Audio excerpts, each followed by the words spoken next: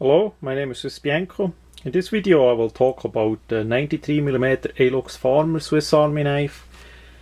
This time in a limited edition for swissbianco in Davy's grey, traditional color from the 1940s from England.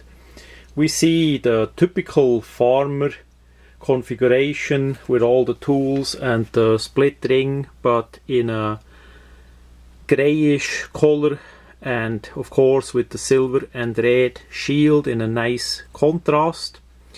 Most of you know the Farmer Swiss Army knife. It's a 3-layer Swiss Army knife and the handle length is 93mm.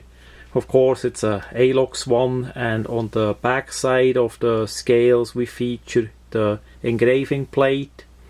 So nothing new about that. It's simply a different color, a limited edition made by Victorinox for swissbianco for the Blade Show 2014. That much about the Davy's grey alox color on the Farmer Swiss Army knife.